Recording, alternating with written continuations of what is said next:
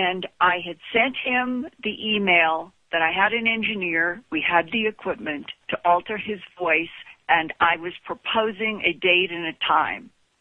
A whole week went by, and the last email that I received from him was, Linda, I am so sorry.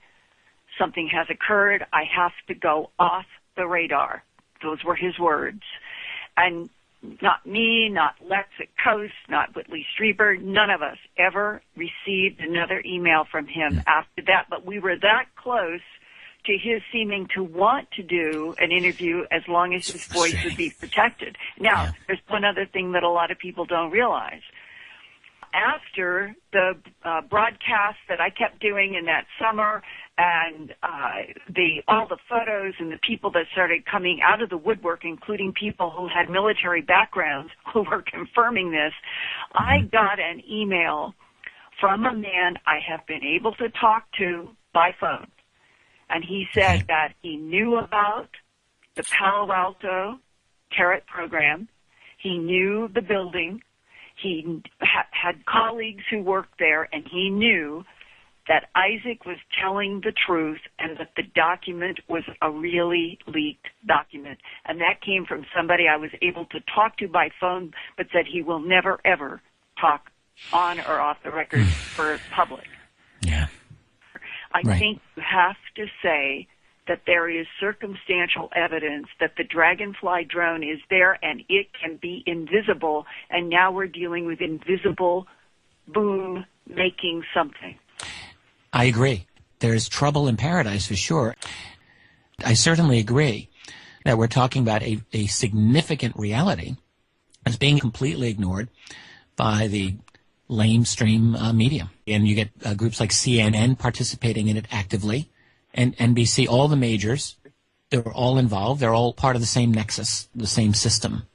And what a lot of people don't realize is that in April of 1978, when on that Bell Island up in Canada, that there were booms and huge flashes of light, who came in to investigate? It became of great interest to the military. Los Alamos. Yeah, Los Alamos sent two major investigators out there who basically took over the place, investigating that. I actually looked into that as well. In fact, in my second volume of history, of which, by the way, I would say you're the hero of my volume 2 of UFOs and the national security state. But part of that book does deal with the Bell Island explosion, and it is a mystery to this day what that thing was. April 1978. A huge explosion rocked this tiny little island in Ontario. They produced holes that had fog or something in the bottom. There was physical evidence that could not be explained. Yeah, and then and everyone trotted out the then conventional explanations like, the supersonic transport plane, the Concorde. A lot of people say, had to have been that, which is nonsense.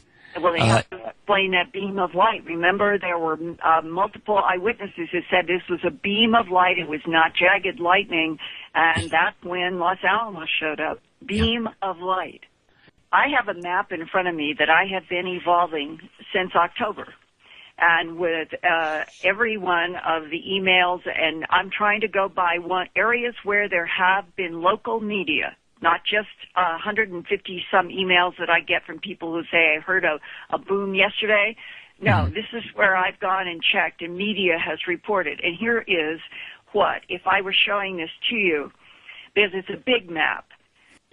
And then up in Corsicana, on December 4th, there were 3 counties that all at the same time reported booms and light flashes, along with 4 or 5 other states, all in December 4th. And what I'm trying to get across right now is that there are clusters.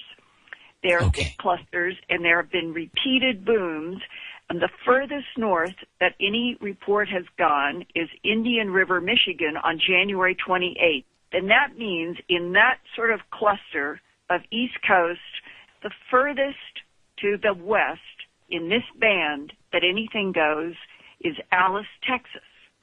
There is this huge stretch of nothing, blank. Now, I have added the Ogden, Cedar Hills area and Verde Valley, Arizona, and Chandler. And if you look on the map, That is a almost exactly straight line, Rich. It goes almost like a ruler. Oh. Great Falls, Ogden, right. Cedar Hills, Verde Valley, and Chandler. It is a straight line on this map. Now, that's from the far north to the far south in a straight line. Going to the west coast, there is not another single dot anywhere except Bakersfield, California, on January 31st, and that was dramatic, what happened in Bakersfield. And there were more reports going along the Pacific coast from Vancouver through all the Pacific of Washington, Oregon, California, and a lot in Arizona. And I find that fascinating. And in the Bakersfield, California region, they had hundreds of calls to police, and it took, they had denials. TV stations were calling, trying to see if it could be China Lake or any of those military bases. Yeah. And as often is the case, they got nothing but denials. Nothing in the air, nothing breaking sound barriers, nobody dropping bombs in military exercises, nothing. Then, about 24 hours after this event in Bakersfield, which was 3:30 a.m. on February 1st. Yeah. Now, within 24 hours after all those denials, and this involving media, there comes somebody put out a notice that, China Lake, they were doing some kind of military strafing exercise, and when they put out the notice, they said it happened at 5:30 a.m.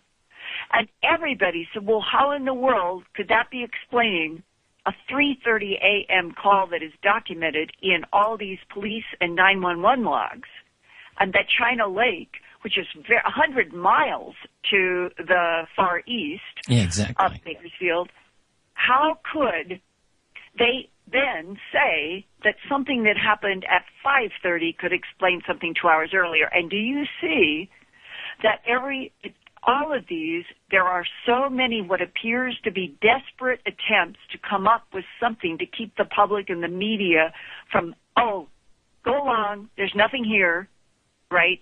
Yeah. And they didn't even correlate the time of the actual. They're not even trying. They're not even trying. Authoritarian regimes have the luxury of remaining silent. There's still sporadic exceptions to this rule, but basically what we've seen is the United States go through this evolution where you see, like in the 50s, say regarding UFOs. Back then the U.S. government was much more actively talking about and debunking UFOs. In other words, lying. They had to, because at that time the public was perceived as much more powerful and demanding answers. And so the government was in a position of having to lie. Today, what do? They just ignore. 90% of the time, that's really what they do. And when they come up with a lie, it's so half-assed and lame, it's not even credible, and they don't even care because they know they'll just get away with it. That's their attitude. And to me, it's a sign of authoritarian. Yeah, and it is nearly impossible for you and I and so many to get the original video, let's say, from China or from India or Africa or any place else on the planet that goes up onto YouTube, and that any of the misinformers that are paid by intel agencies to do this, it's counterintelligence, they just put out this thing that sweeps around the web that whatever happened yesterday in China, it's CGI and Photoshop. And this is the new weather balloon. This is the blanket coverage. Dismiss it. Dismiss all these videos. Dismiss all the photos. You do it with a very simple sentence. 99% of the media and the public go away. And now there's a knee-jerk reaction to every video and photo now. You and I have it. Everyone has it. Could this possibly be real? When maybe 70% have been real, but now they're completely dismissed because there have been so many CGI photos. And I'm convinced that a number of these are like you have just said, they're intentionally manufactured, they're intentionally faked, and then put out there. And then with the full knowledge that they will be discovered as such and be used to debunk the whole phenomenon. I don't want to get off track, but I wonder, that was my opinion of the Jerusalem UFO, actually. Well, I thought that the very first one, not the second and the third. Remember, I think it even went up to a fourth. I think it was the There were first, at least 4. I think there might have even been more than that, but there were at least 4. The first video to this day, I and other people that I know in video analysis, they think it was absolutely real. And this is the one that had that strange, we'll call it like a aberration that seems to zip past them and go right to the Dome of the Rock.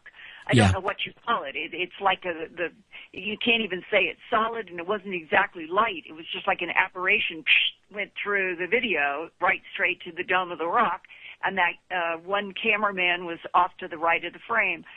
And I think that video is legitimate, and whatever happened after, maybe this was so serious that there was somebody said the fix has to go in on this one. We have to make sure that the networks don't pick this up. Yes, exactly.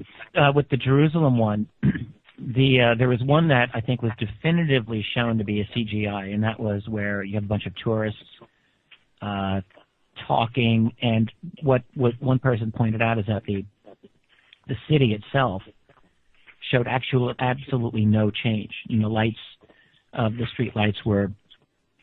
I think the analysis was very, very strong on that. So that was a JPEG image, and then the light itself was done with, I think, Adobe After Effects or some video editing thing. And it was where it was done. The third or fourth video that was put out. But the other, and then there was one of these Russian-Israeli students in a car, just shooting it with their own cell phone camera. And you can hear the guy in the back. I don't know what he was saying, but he sounded like he was cutting up with jokes and making the other ones laugh. And then they pull off the road and they go out to look at this thing from a completely different angle, and they captured it there. I found that looked very, very persuasively. It looked good to me. Yeah. But the point just being, with all of these videos that are out there, as you have said, how do you know? How does one know? And other than going on the ground, traveling around the world to all of these places and investigating these people yourself, or having someone that's reliable do the investigation, it's tough.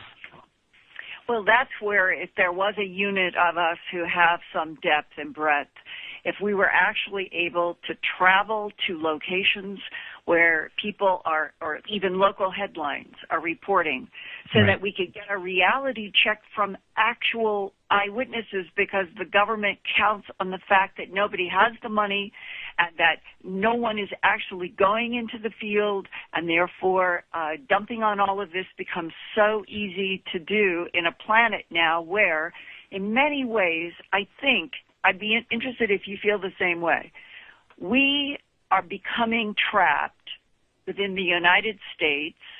The British are becoming trapped inside of England for this reason. As terrorism continues to be thrown as the biggest bugaboo on the planet, and there's horror shows taking place everywhere, getting on an airplane and going through to another country with any sense of security anymore psychologically, I think for Americans, there's been a sea change. I do not think people who have knowledge about anything political, economic, or government feel comfortable anymore getting into certain other nations. And therefore, it means that I'm feeling this, I see this among people that I've known for a long time. There is a pullback from feeling free to travel without encountering kidnapping, bombs blowing up, huge problems that we never thought about before 9/11. And now we're a decade into all of this. Into this nightmare. Changed. Yes, and we are in a much more totalitarian-minded nation now. And it is very interesting when you start to analyze, you're beginning to think about your own thoughts, that if this keeps going at the level in which people's rights are being retracted and more cameras are being turned on everyone everywhere, the less likely it is that people are going to want to leave the boundaries of their nation. And the more that happens, the more difficult it will be to get